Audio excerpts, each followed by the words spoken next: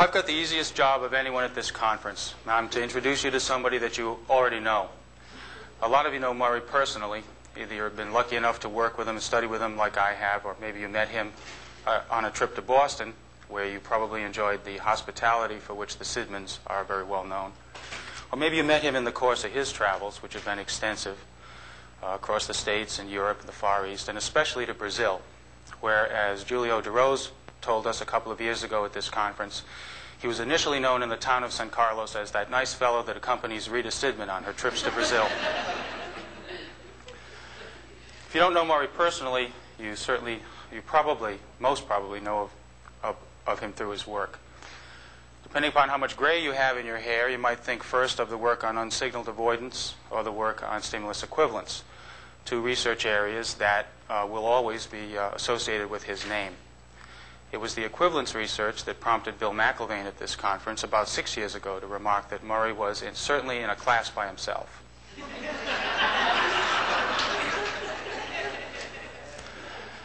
And there are a large number of other areas where you may have contacted his work. To name just a few, there's aphasia, there's analysis of stimulus generalization, there is conditional discrimination analyses, errorless learning, stimulus control, topography shaping.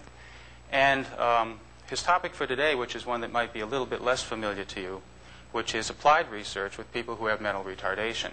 And this is an area where Murray and his team from the Mass General Hospital are truly among the pioneers. But even if you haven't read anything by Murray Sidman yet, if you've read anything at all that's been published in JAV or JAVA, then you've made indirect contact with the influence of his book, Tactics of Science, published in 1960, something that's done a lot to influence the way the science of the analysis of behavior is done. So I think that covers everybody here. If I'm wrong, and maybe you've wandered in on your way to the Magic Kingdom, my advice is to stick around and to join us in welcoming our friend and our teacher, Murray Sidman.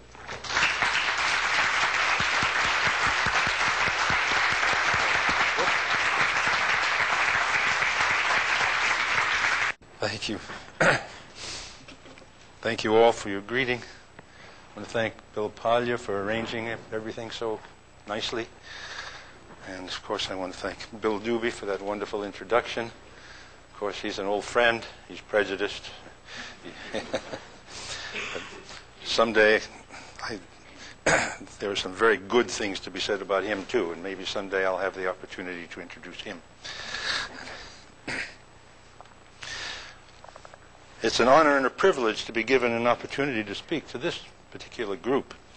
I see many of my old friends here, and it's nice to see friendly faces in front, especially.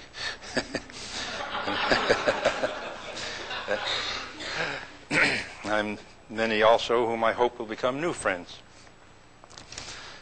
Most of you actually will be hearing nothing new from me today. Indeed, many of you have similar stories to tell. I hope, though, that you'll still find my story interesting and my concerns worth attending to. I'm going to say a few things today about some work my colleagues and I did from 1965 to 1975 in an institution for people who are characterized as mentally retarded. One could easily argue that most of what we learned in those early days has since become standard practice. But I have two main reasons for dredging up this old material now. First, it's become evident to me that except for some superficial features, a number of the so-called standard practices are rarely practiced.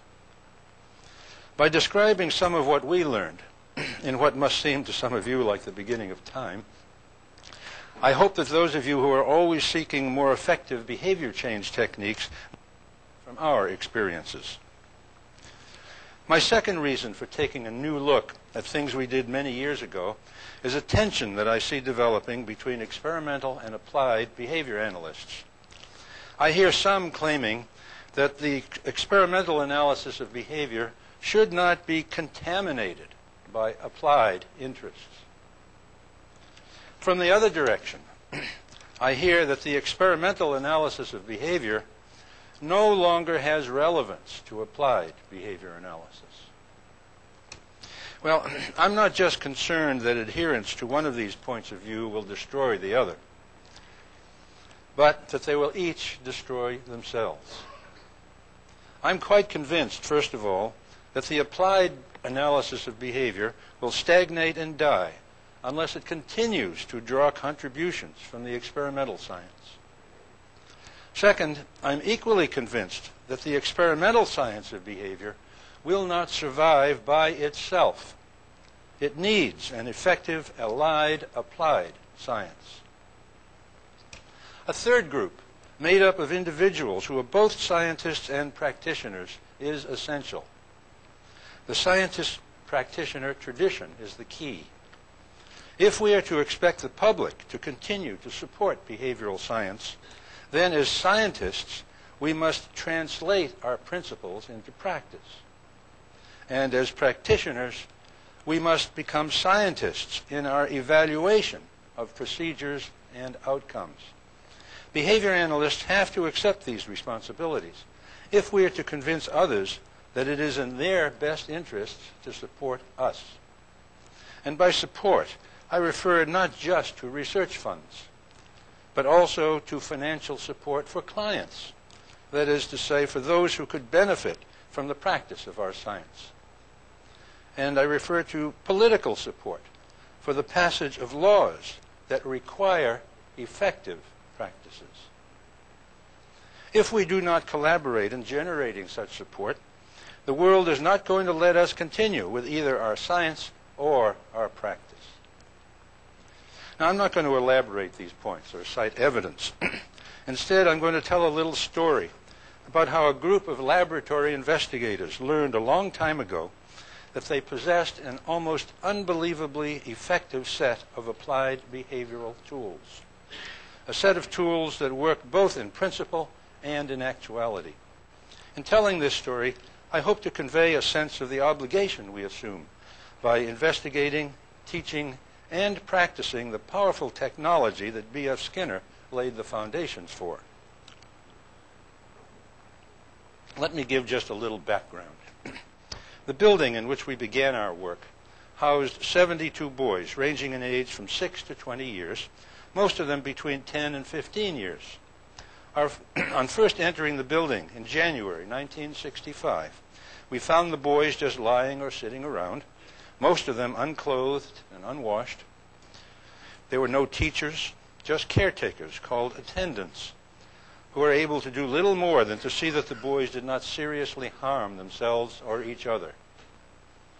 The boys swarmed all over us, picking at our clothing, fingers, faces, and pockets, pushing, pulling, pinching, scratching, sometimes biting, uttering incomprehensible noises, and in general, frightening us all. At meals, many took food from each other, dumped food on each other on the floor, and required continuous supervision.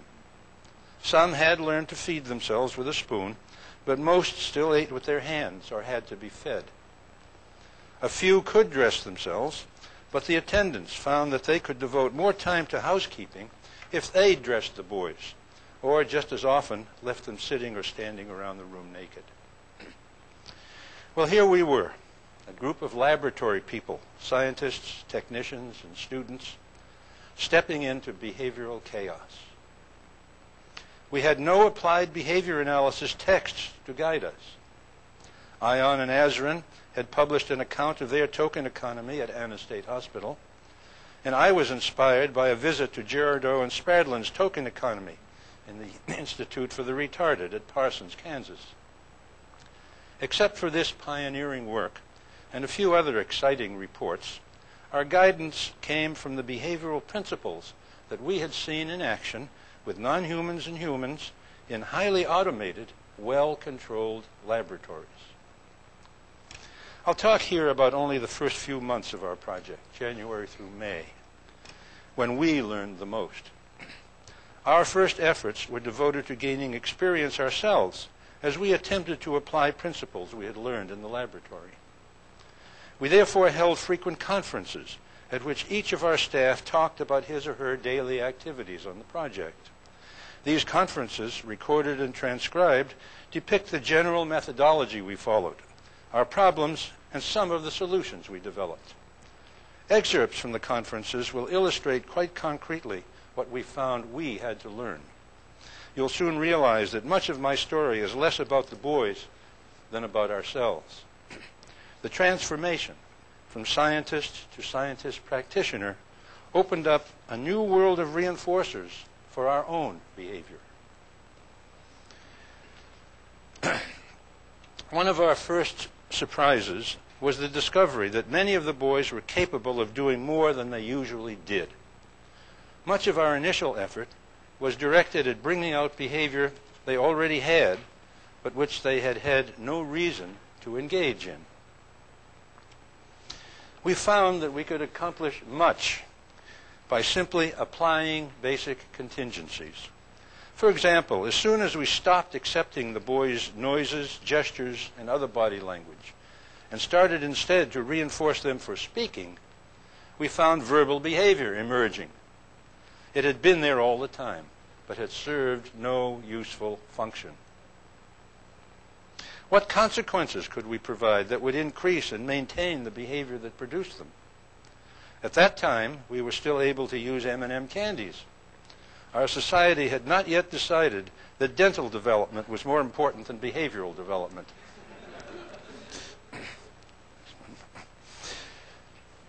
In the laboratory, we had learned to use a simple test. Place a candy in the palm of our hand, show it to the child, close our fist fairly tightly around the candy, and see if the child will try to pull our fingers away to get at the candy. If he or she will do that, even against increasingly tightly held fingers, the candy is obviously a reinforcer. And candy, of course, can only be a starter. Eventually, one has to move on to reinforcers that are socially more acceptable and that are more appropriate to the tasks that are being taught. But it's important to recognize that few of those acceptable and appropriate reinforcers are naturally effective. Just as acts and actions have to be taught, so do reinforcers. A primary task was to develop conditioned and generalized reinforcers. We began with tokens, plastic poker chips.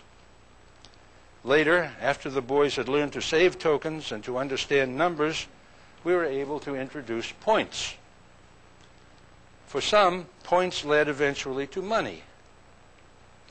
As the boys saw how pleased we were when they earned the tokens and points that brought them other reinforcers, our pleasure also became important to them, and we became able to use praise as a reinforcer.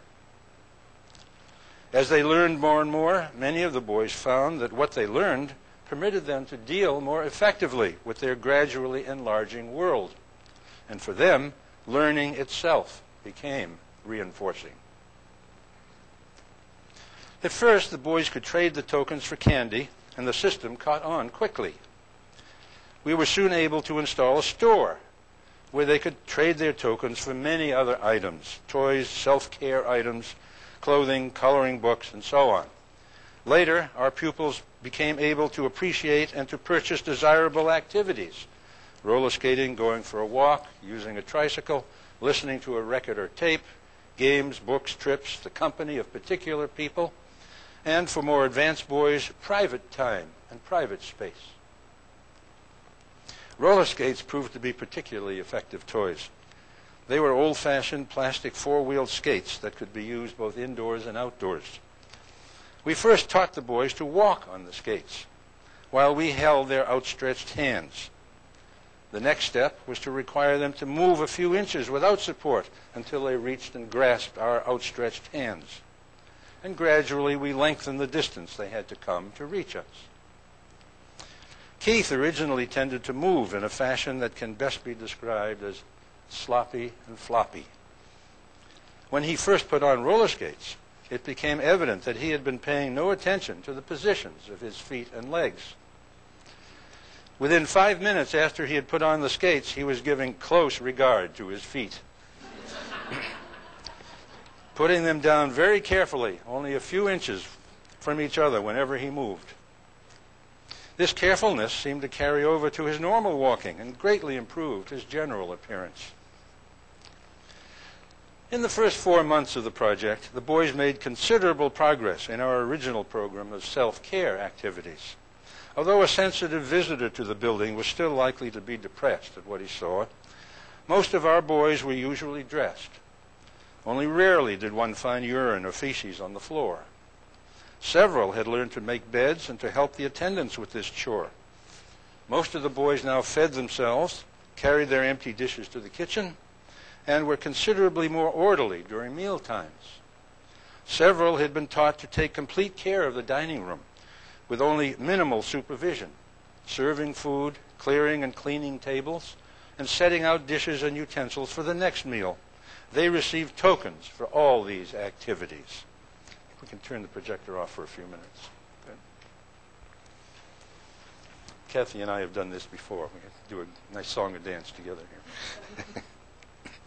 Modern textbooks and courses list all the practices that I've noted: identifying existing behavior, finding reinforcers, and developing conditioned and generalized reinforcers. Unfortunately, reading books and listening to lectures set no contingencies on the behavior of readers and listeners. Missing is a particular kind of experience, along with its accompanying reinforcement. Such experience is tellingly illustrated by an excerpt from Harry Mackay's report of his initiation of our token system. I'll identify the participants in our conferences by their initials and the boys by their first names. And here's what Harry reported. I'm sorry, for those of you who know him, I can't imitate his Scottish accent. HM said, "I went in and sat on a table beside one of the attendants. Very quickly, there were 10 or 15 boys grouped around us. After handing out only a few candies, I started to use tokens. What I did was simply to put tokens into the hands of 3 or 4 of the brighter boys, take them back quite quickly initially, and at the same time put a candy into the other hand. In a short time, I was able to hand out 5 or 6 tokens to the boys nearest to me, and then take back the tokens and hand out the candies to these boys in turn. Then the attendant suggested it might be a good idea if he took the tokens down to one end of the room while I went to the other end with the candies. When we did this, most of the boys who had been grouped around the attendant and myself followed me. I had the candies, and they knew it. Only 1 or 2 went with the attendant, who had the poker chips. But very quickly, we had a steady stream of the boys running back and forth between this attendant and myself, picking up poker chips, returning them for candies, and going back through the cycle again. Then we switched, with me handing out tokens and the attendant handing out candy in exchange. For a time, I wandered about the room handing out tokens with a fairly large following of the boys. In the midst of the session, Dennis, a boy with deformed and useless legs, who had been sitting on a bench, crawled over and made quite obvious attempts to get my attention so that he could be given a token. He was told to go to the attendant and get his candy, and very soon he was back again. The behavior appeared to be well established. Toward the end of the session, I got 2 cups and 2 or 3 of the boys. I put the token under one of the cups and asked them to point to which of the cups had the token under it. Bobby and 1 other were also quite successful when the cups were switched around a little before they got the opportunity to point to the one that had the token under it. At this point, Dennis crawled over. I started merely to hand him a token. He made it quite clear, however, that this was not what he wanted. He pointed to the cups quite emphatically and was very happy when I put the token under one of the cups and let him pick the cup up to get the token. Well, it's important that practitioners experience incidents like this. Academic instruction is not enough. It's important that basic scientists experience incidents like this. They will never see them in the laboratory. On that first day, 15 to 20 boys showed complete understanding of the tokens. 4 months later, at least 80% of the boys were accepting token reinforcers. A great problem, as might have been expected, was to teach the boys to save tokens and use them later. We had to work individually with many of the boys to teach them to do this. We started by giving them a candy for each token immediately after they earned it, and gradually increased the time they had to hold on to a token before they could trade it in. With some, we had to increase this delay period by only seconds at a time. Our laboratory experience had alerted us to such necessary details. It's not enough just to give tokens and ask pupils to save them. Training in token exchange and token saving will often require exquisitely detailed procedural modifications. As we increase the time a pupil must hold on to tokens before exchanging them, or as we increase the number of tokens that must be saved, the pupil will tell us if we're moving too fast. The tokens will lose their value, and his behavior will deteriorate. Like a basic researcher working with reinforcement schedules, a teacher must learn to recognize the signals, recover the behavior by going back to an earlier step, and reprogram the delay or the number of tokens that are required for exchange. Effective teachers, therefore, have to be able to do more than recite basic principles. Principles do not give us procedures written in stone. The advantage of knowing the behavioral principles is that we can then knowledgeably modify procedures to fit an individual. We must remain attuned to the pupil's messages and be ready to try modifications and to evaluate them. Teaching, then, is not just a matter of changing the behavior of pupils. It's an interactive social process.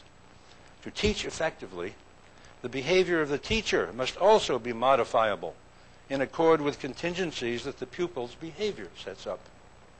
As Skinner pointed out, experimentation, too, is a social process, an interaction during which subject and experimenter each influences the behavior of the other. A technique that we discovered was quite effective for teaching actions that required several steps was chaining, particularly the procedure that has come to be known as backward chaining, or simply back chaining. How did we know about chaining and back chaining? These were, and still are, standard laboratory procedures for establishing behavioral baselines. Our basic science had prepared us. The following interchange took place between me and one of our less experienced staff. MP said, "Yesterday I worked mainly with Paul. I drew lines and Paul copied them quite nicely. I then went on to squares, but he wasn't completing them. He'd get sort of partially around and then he'd start going on circle shapes again. So I decided to do all but one side of the square and let him fill that in. And that he did quite well. First, I left out the corner. Then, I left out the whole side. I was going to go on and fade out the whole square until he was drawing the whole thing by himself. But at that point, he sort of decided he didn't want to play squares anymore." MS. "Well, that would have been a good way to do it. Were you giving him tokens?" MP. "I gave him a token every time he filled in the part of the square that I left blank." MS. "Well, when did you cash in the tokens?" MP. "I didn't cash them in." MS. "Do you think that possibly his not wanting to play squares anymore had anything to do with the tokens not paying off?" MP. "Well, it might be, because I wasn't cashing them in at the time he was getting them." MS. "Well, possibly you didn't have to cash in each one. When he has 2 or 3 tokens, cash them in, and you'll find that probably he'll stay longer. The tokens are not rewarding by themselves. They have to lead to something." Now, Paul copied very nicely. Why don't you go on and have him copy other things? MP. Well, I was doubtful that I could get him to copy anything difficult. MS. Well, you don't have to start with something difficult. He copied nicely when you built up the square gradually. Do the same thing with the letters of the alphabet, or even his name. MP. What would you suggest? Do the same kind of thing? Put down the whole name and just leave out a tiny bit? MS. Right. Put down the whole name. What's the last thing Paul has to do in writing his name? MP. Well, he has to put the tail on the L. MS. Okay. Put down the whole name except for the tail and let him finish it. Work backwards. Even before that, you want to make sure that he can recognize different letters. You might first get him to pick the letters of his name from all the others. Get him to recognize those particular letters before you teach him to draw them. Then get him to recognize his name and what it means, so that when he finishes, it will be rewarding to him. If all you do is have him finish something he doesn't recognize as meaningful, then you may not be completing a chain at all. It may just be a series of unrelated movements and stimuli. The technique is essentially the same thing you did with the square, except that with a word, you may have to go back a little further to get him first to recognize it. Finally, as you build the chain backwards, the pupil may start to make mistakes. You have to be prepared to make changes, backing up, reteaching elements, and making sure the reinforcers are still effective. Here's another interaction along the same lines. DT said, I tried to teach Stevie to print his name. I started by having him copy, since he seemed able to do this. I pointed out his name and then drew a line farther down on the page and told him to copy it. Then I wrote the whole alphabet on a piece of paper and asked him to find an S, first showing him which was the S in his name. By rewarding him with tokens and encouragement, I was able to get him to pick out the S, T, I, and E. MS. Well, that's obviously a prerequisite for what you want. The boys have to be able to tell one letter from the other before you can expect them to write them. DT. Well, after he'd copied his name, Stevie, I turned the paper over and said, draw me an S. He was able to do this. I asked him to draw the next letter, and he drew an E. He drew these two letters from memory, but got hung up. MS. So you ran up against a roadblock. What might you do to get over it? The problem was to get him to write the letters of his name in the correct sequence, from memory. DT. I told him he'd left out a letter. MS. Well, that was a pretty big jump.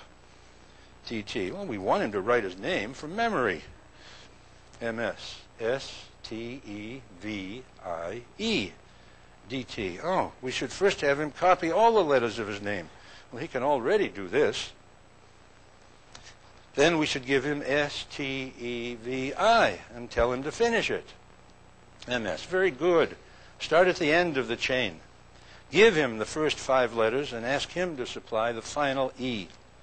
Then give him the first 4 letters. Have him supply the final IE. Work backwards.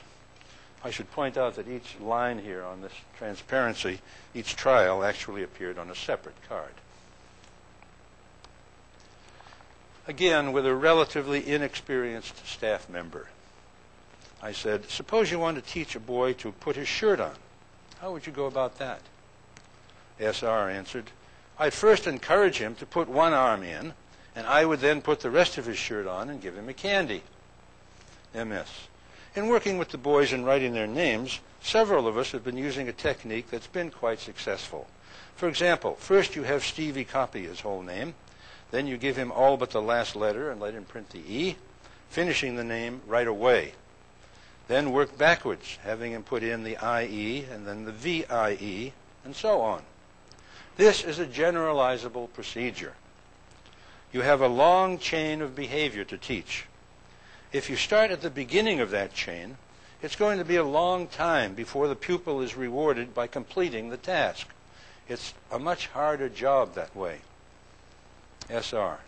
Then you would put the shirt on the boy and first have him simply pull it down. MS. That's right. SR. And then you could put in one arm and let him put in the other and pull the shirt down. MS. You have to analyze the motions that actually go into the activity and then work backwards. And this critical feature of backchaining is often overlooked. is while learning earlier links in a chain, pupils can always complete the subsequent links successfully because they've already learned them. And therefore, reinforcement on each trial is inevitable. The technique is important if the completion of the behavior is itself rewarding to the pupil. You can teach boys to tie their shoes that way, if they want to tie their shoes. But if they're not interested in the final product for its own sake, you have to depend on the tokens rather than the completion of the activity. Then I don't think it'll matter whether you work from the beginning or the end. What else can we do to make the completion of dressing reinforcing? Other things besides giving tokens. SR, well, we might bring in some different types of candy. MS, what would be relevant to being fully dressed? SR, well, going out. MS, going out for a walk. They can't go unless they're dressed. Or let the boys join some of the more desirable activities as soon as they have finished dressing themselves. The dressing is important.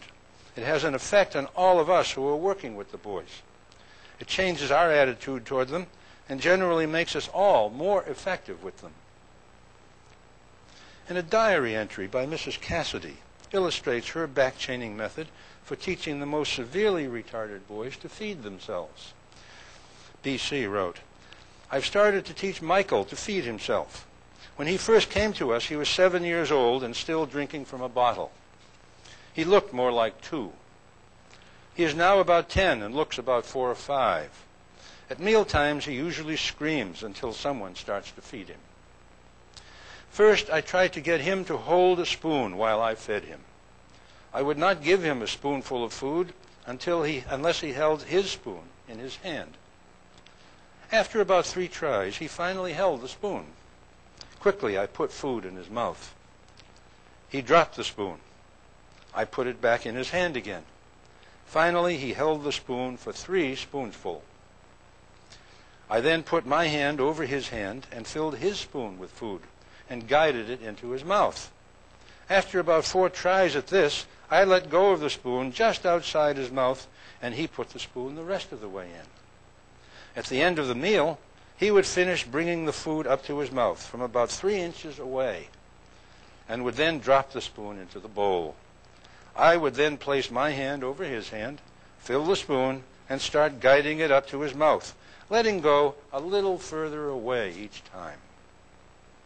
A week later, she wrote, Michael managed to eat by himself today. He still has difficulty getting a full spoon, but he's learning. He still has to have the spoon placed in his hand, and he still requires the person who's feeding him to be where he can see them. If not, he gets up from the table and wanders off. But this is only natural, because all his life, when the adult left, the meal was over. Mrs. Cassidy, who was in charge of the building, had never heard of behavior analysis, nor had anybody instructed her about this way to teach self-feeding or about any of the other new programs she instituted herself.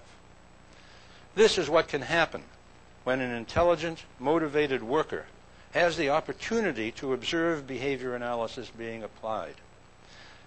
And seeing this kind of learning take place is a reinforcer that scientists who confine themselves to their laboratories are missing.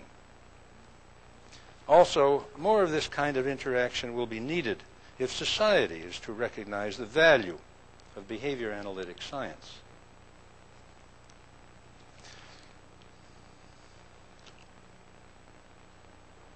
Another thing we learned quickly, perhaps because we had already learned it in the laboratory, was that we were not always teaching what we thought we were teaching. An informal experiment by Barbara Ray brought home a simple but most important lesson. In brief, that lesson is that it's easy to deceive ourselves into the belief that we have taught pupils one thing when actually they have learned something else. Here's an excerpt from her report. BR said, I wanted to follow up the suggestion that we had to teach the boys first to listen to sounds before we could teach them to say the sounds, and to develop a method for teaching them the necessary auditory discriminations. I started working with the letter A. I wanted the boys to run across the room and then come to me for a token whenever they heard the sound of A. I started by just telling a boy to walk over to the corner, pointing and giving him every bit of help I could to make him understand. When he got there, I told him to come to me, and I gave him a token. In this way, I established the pattern of having the boys going across the room to the corner and then coming over to me, getting their token, and sitting down. Then I said, "Now, when I say A, go over there."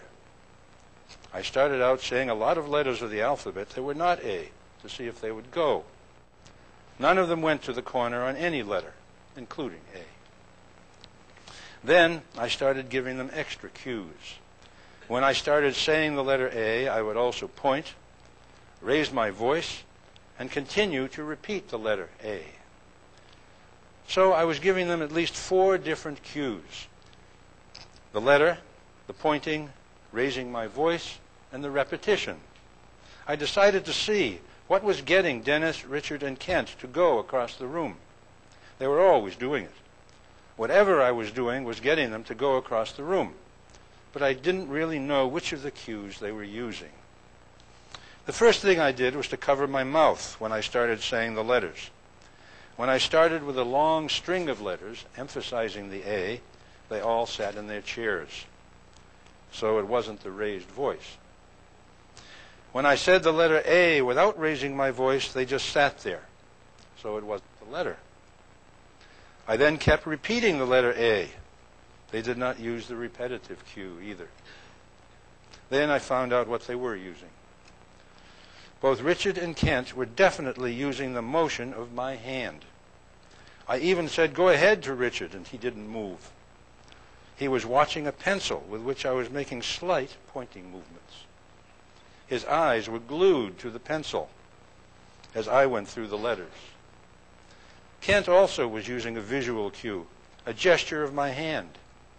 They would both go whenever I gestured, but not when I said the letter A, when I raised my voice, or when I repeated the letter.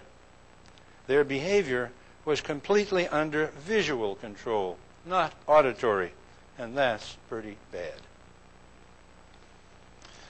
To detect such instances, practitioners and researchers have to be skeptical about their seeming successes. We learned quickly to question our first impressions when it looked as though one of our boys had learned what we were trying to teach him.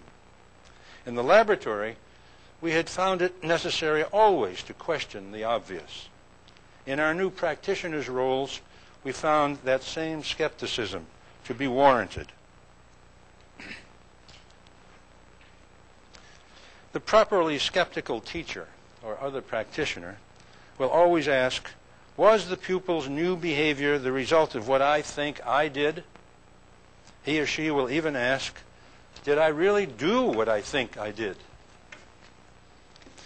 In asking and answering these questions, practitioners become effective scientists, and scientists become effective practitioners. As is well known, it's often difficult to get pupils to generalize what they have learned in the classroom for use outside. Working with the boys in this project made the road to generality quite obvious to us eventually. For example, it became clear that when we taught them to recognize or to say words, they were learning something that had no significance for them outside the teaching situation. Even before trying to build up a vocabulary, we had to get across the notion to the boys that speech has a function, that they can say something and have something happen in the world as a result of what they say. When a particular kind of action comes to serve many different functions, that is to say, when it leads to many different reinforcers, you will see that behavior again in all situations in which it leads to some reinforcer. For example, after we required the boys to be fully clothed before they could participate in any reinforcing activity, remaining dressed turned quickly into a generalized reinforcer. It made all other reinforcers available, including all the opportunities to earn tokens. We turned the tokens into generalized reinforcers by consistently requiring the boys to use them to purchase all other reinforcers. That, then, is the key to generality.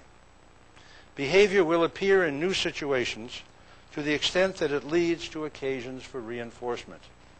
The more reinforcers or occasions for reinforcement that some particular conduct makes available, the more that conduct will generalize.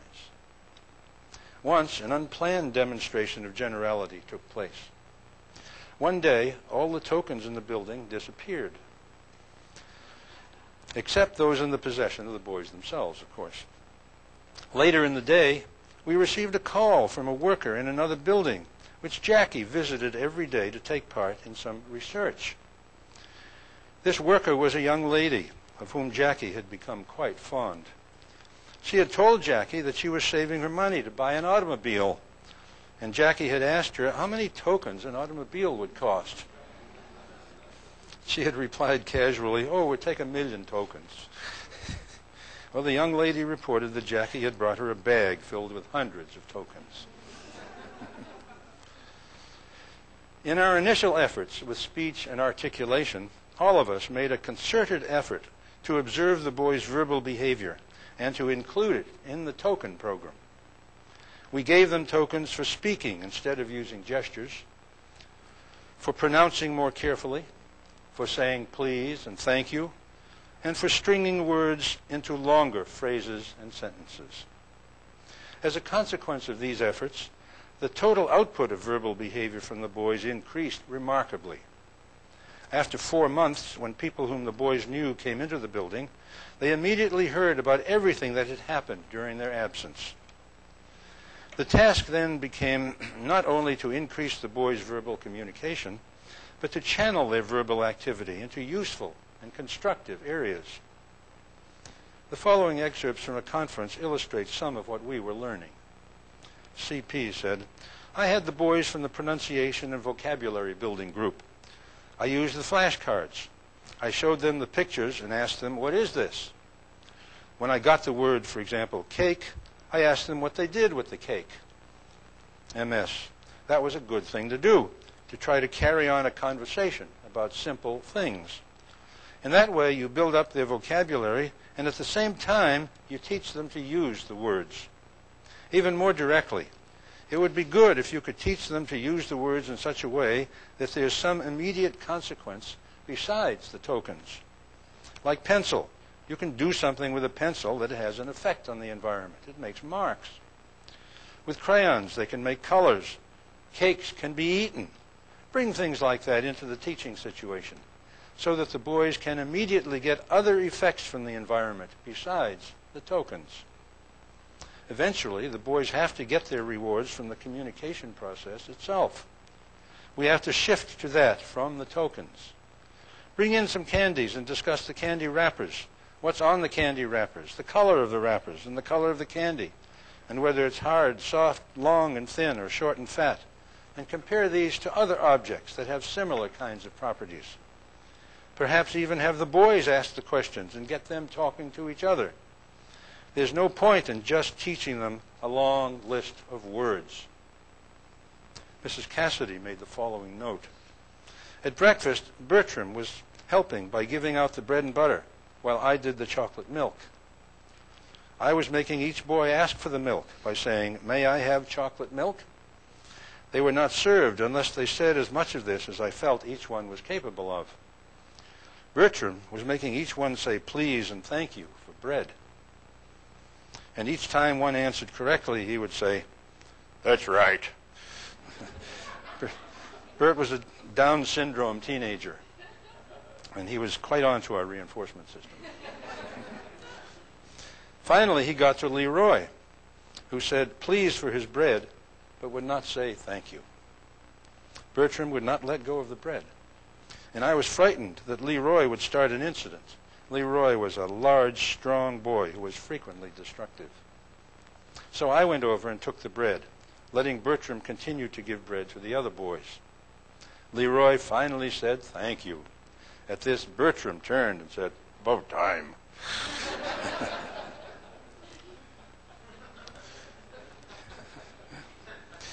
I think we can turn the projector off. I won't be using that last transparency. So there are some highlights of our project in its early stages.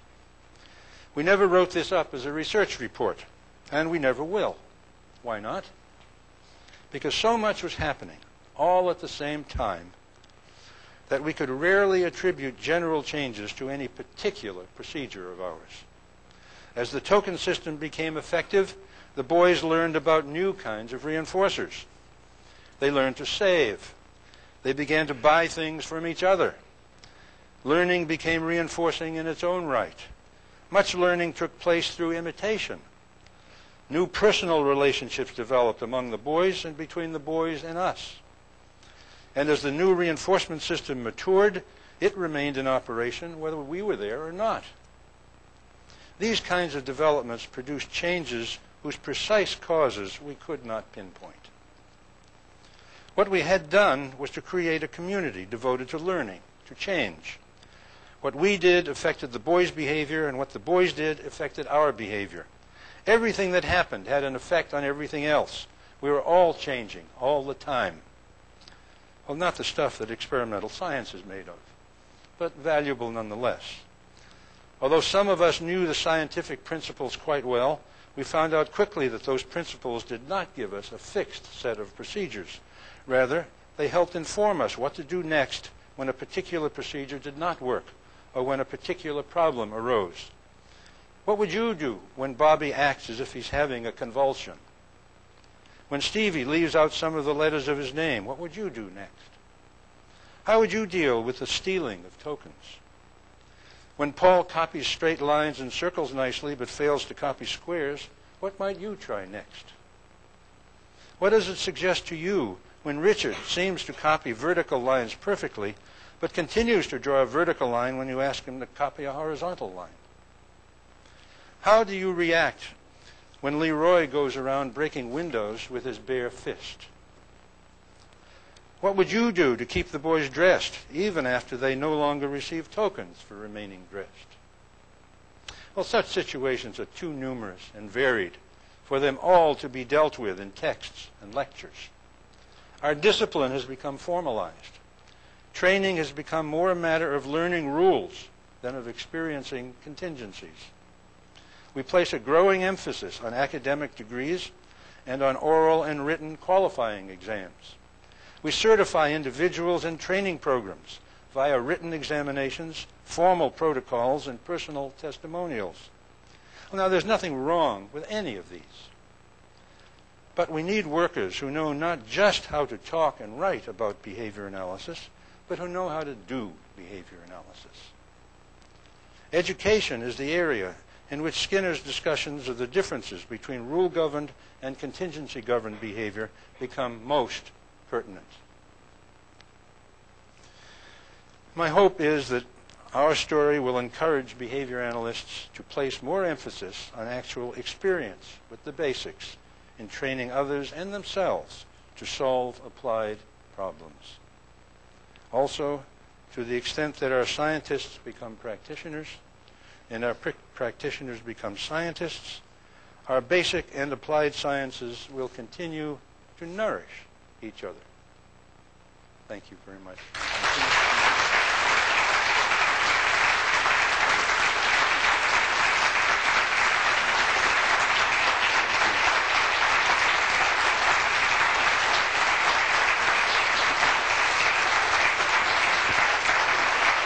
Thank you so much.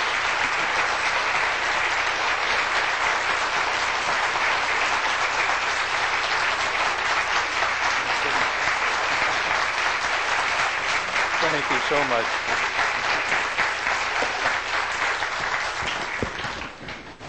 Thank you. I'm happy I was able to say something meaningful.